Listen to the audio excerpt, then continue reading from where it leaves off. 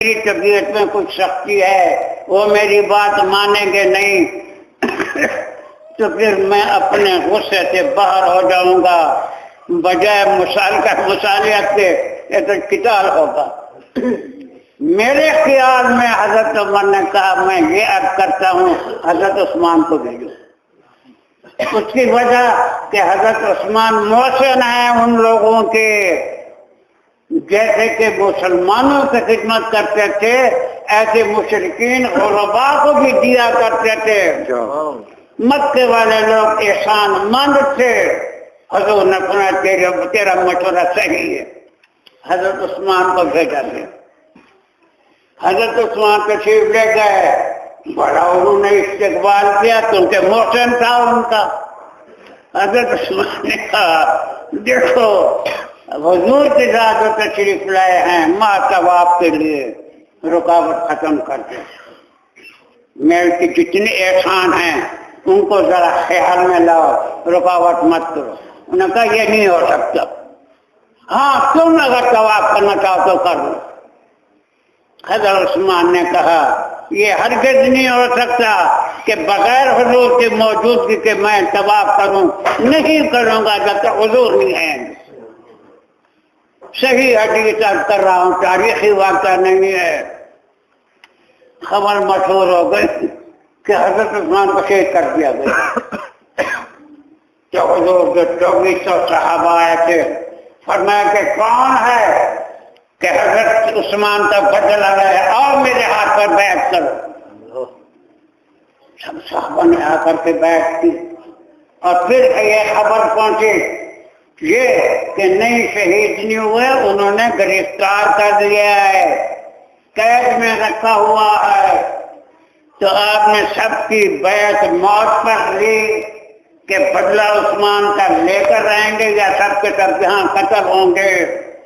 کس کے لیے؟ عثمان کے بدلے کے لیے۔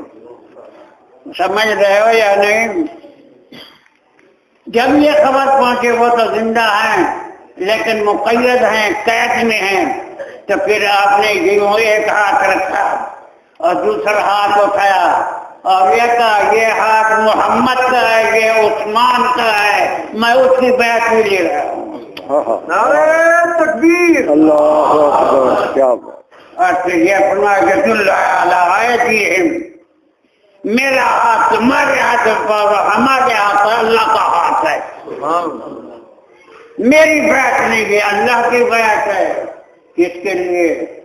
عثمان کے بدلے کے لیے۔ بات میں مختصر کرنے زیادہ تو کرتا ہی نہیں، نہ وقت کی گنجائش ہے، نماز بھی قریب ہے، نہ طبیعت کی طرف سے کوئی رجحان نظر آتا ہے۔ بہت حضرت عثمان رضی اللہ تعالیٰ عنہ خلیفہ تو بن چکے تھے، اور یہ دعا تھی اللہم احینی شہیداً و امیتنی شہیداً۔ شہادت تو میں نے 10 پیش کر دی، تلک عشرۃ کاملہ، اب ہے شہادت۔ یہ یہودی لوگ تو ابتدائی سے حضور کے دشمن تھے، تکلیفیں پہنچاتے تھے۔ حضرت عمر کے دور میں یہ سب ملک فتح ہو گئے، روم، فارس، اور پھر ان کے علاوہ بہت سارے علاقے فتح ہو چکے تھے۔ اب ان کے اندر طاقت نہیں تھی کہ اب مسلمانوں کا مقابلہ کر سکیں، جنگ سے اب طاقت نہیں رہی تھی، کیونکہ ملک وسیع ہو گیا، 22 لاکھ مربع میل حضرت عمر کی حکومت ہوئی، 22 لاکھ مربع میل۔ یہ روم، ایران وغیرہ یہ سب فتح۔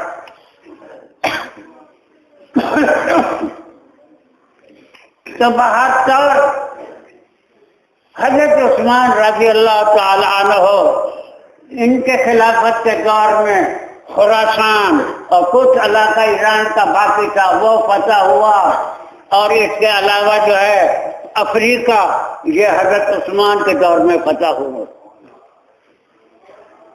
تو یہودی جو تھے تو ابتدائی سے دشمن تھے، اب انہوں نے یہ دیکھا نصارہ اور یہود نے مل کر کہ ملک ہمارے تو چھینے گئے، مسلمان مالک بن گئے، اب ہماری طاقت نہیں کہ لڑ سکے۔ اب صورت یہ ہے کہ کوئی نہ کوئی آدمی جو علامہ ہو تم میں، وہ اسلام ظاہراً قبول کر کے مسلمانوں میں گھس جائے اور ایسے عقیدے پھیلائے تاکہ ان میں تفرقہ پیدا ہو جائے۔ جب ان میں تفرقہ پیدا ہوگا تو آپس میں لڑائی شروع ہوگی، پھر ہم حملہ کریں گے، کامیاب ہوں گے۔ اس معاملے کے لیے عبداللہ ابن سبا کو منتخب کیا گیا جو رئیس المنافقین تھا۔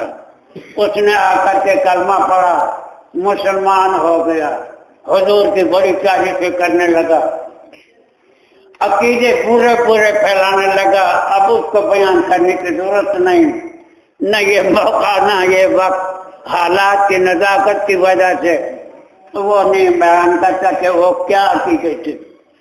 بات سمجھ میں آئی کہ محرم بھی تو قریب آ رہا۔ جی جی صحیح۔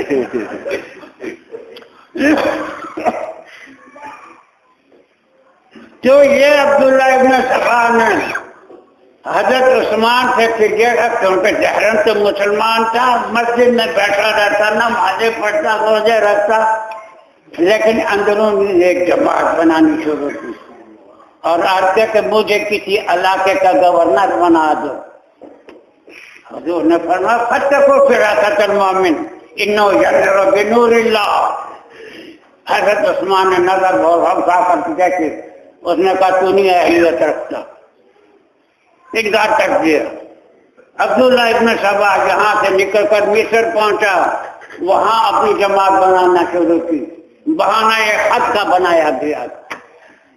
اب میں خط کی طرف آپ کو بیان کروں تو یہ تو بڑا وقت لگے گا، میں اس کو چھوڑتا ہوں۔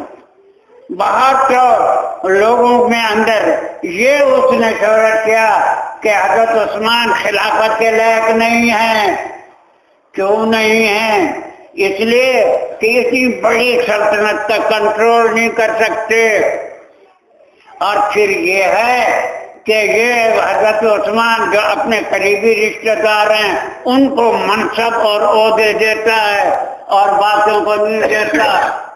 اس قسم کے انہوں نے الزام لگائے۔ ایک جماعت تیار کر لی، 750 آدمی۔ انہوں نے سوچا جب وقت آیا، اب موسم حج تھا، تو وہ سمجھے کہ اب اہل مدینہ یہ سب کے سب مکے میں چلے جائیں گے، حج کے لیے مدینہ خالی ہوگا، بس یہی وقت ہے کہ حضرت عثمان سے جا کر کہو کہ خلافت کو چھوڑ دے، اگر نہیں چھوڑتا تو قتل کر دو۔ 750 آدمی مسلح ہو کر کے مدینے پہنچ گئے۔ جب یہ مدینے میں پہنچے تو حضرت عثمان آتے تھے مسجد نبی میں، نمازیں بھی پڑھاتے تھے، جمعہ بھی پڑھاتے تھے۔ ایک جمعہ میں جو آخری جمعہ تھا جو حضرت عثمان رضی اللہ تعالیٰ نے خطبہ دے رہے تھے، اور خطبے کے وقت یہ فرمایا کہ دیکھو جو تم لوگ جس نیت پر آئے ہو، حضور فرما چکے ہیں کہ وہ ملعون ہے عند اللہ، اپنی قبر کو بچاؤ، واپس چلے جاؤ۔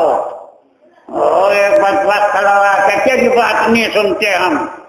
دوسرا بدبخت اٹھا، آپ کا جو عصا مبارک تھا وہ چھین لیا، اپنے گھٹنے پر توڑ دیا۔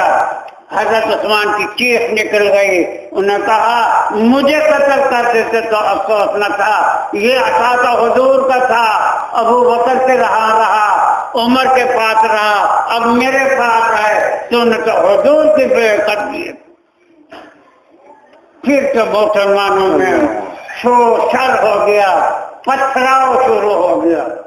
حضرت عثمان گھر چلے گئے، حضرت علی کھڑے ہو گئے اور ان کو سمجھایا کہ اللہ کی لعنت سے بچو، کیوں تم نے یار واپس جاؤ، نہیں جائیں گے، خلافت کو چھوڑ دیں گے، ہم ان کو قتل کریں گے۔ حضرت علی عثمان کے گھر میں گئے، سن لو بات، صحیح حدیث کے اندر ہے، تمامی کتابوں کے موجود ہے حدیث میں، حضرت علی حضرت عثمان کے گھر گئے اور کیا کہ جا امیر المومنین، ان لوگوں کے ارادے تو برے ہیں، یہ تو آپ کو قتل کرنا چاہتے ہیں، تو ہم آپ سے اجازت چاہتے ہیں کہ ہم قتال کریں، ہم ان سب کا کلکمہ کر دیں گے۔ نوجوان اگرچہ چلے گئے ہیں مکہ کو، لیکن پھر بھی ہماری اتنی تعداد ہے، ان 750 کو ہم ختم کر سکتے ہیں۔ حضرت عثمان نے فرمایا لا علی تو میرا بھائی ہے، علی تیرے حکم سے مجھے خلافت ملی ہے، علی دیکھ لو میں مدینے کے اندر فوجیں نہیں کرانا چاہتا۔ یہ حضور کی وصیت تھی، عثمان صبر کرنا، یہ کرتا خلافت کا مت اتارنا حتیٰ کہ تمہیں شہید کر دیا جائے گا۔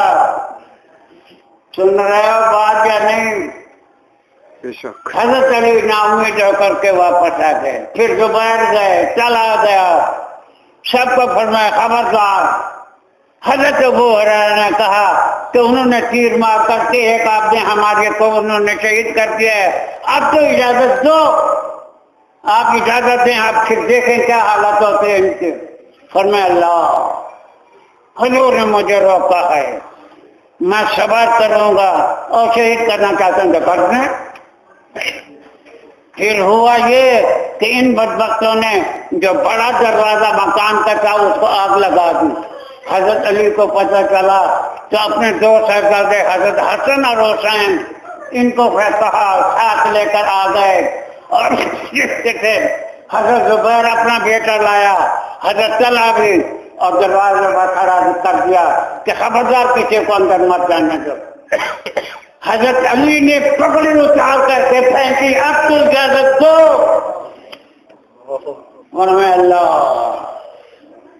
میں حضور کے گھر کے اندر، حضور کے شہر کے اندر خون ریزی نہیں کرتا، آپ کی وصیت ہے صبر کرنا شہادت ہوگی۔ سب نا امید ہو کر حسن حسین کلا کے بیٹے یہ پہرے پر دروازے پر کھڑے ہو گئے، تیر اندازی ہوئے، یہ سب زخمی ہوئے۔ وہ بچہ 5 آدمی گھر کی پچھلی طرف سے اندر گھر میں گھس آئے۔ اس وقت حضرت عثمان جو تھے قرآن کریم کی تلاوت کر رہے تھے، رات کو خواب دیکھا تھا، کیونکہ روزے بھی رکھتے تھے، تلاوت ہر وقت قرآن کی ہوتی تھی، پانی تو انہیں نہ پیچھے کنواں چوہے کا روک دیا تھا۔ ایک دفعہ حضرت علی مشق پانی کی لا رہے تھے، انہوں نے تیر مارا، پانی گر دیا۔ صحیح حدیث ہے، یہ تو آپس میں بھائی تھے، ایک دوسرے کے مشورے پر چلتے تھے۔ 5 آدمی داخل ہوئے، ایک آیا تو اس نے حضرت عثمان کی گاڑی کو پکڑا، انہوں نے کھینچا گاڑی کو، انہوں نے کہا تیرا ابا موجود ہوتا تو یہ بات نہ کرتا۔ وہ چھوڑ کر چلا گیا، لیکن اس کا ہاتھ شل ہو گیا۔ دوسرے بدبخت کے ہاتھ میں سیخ تھی، اس نے سر پر ماری، خون کی چھینٹیں نکلی اور وہ خون پڑا اس آیت نمبر پر فَسَيَكْفِيكَهُمُ اللَّهُ، اللہ تعالیٰ ان کے لیے اب کافی ہے۔ بات سمجھے؟ وہ بات درمیان میں رہ گئی تھی،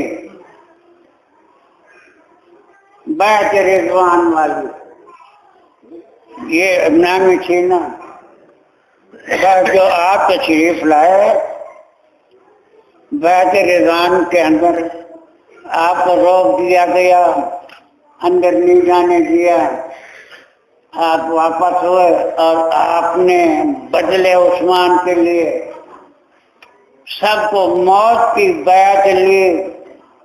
پھر حضرت عثمان کے ہاتھ کو اپنا ہاتھ کہا، یہ عثمان کا ہے، یہ محمد کا ہے، اوپر ہاتھ اللہ کا ہے۔ ہم تو بات کرنا تھا، پھر ذہن سے چلے گئے۔ خیر باہر جاؤ، تو وہ چیزیں اب تک وہ قرآن کریم موجود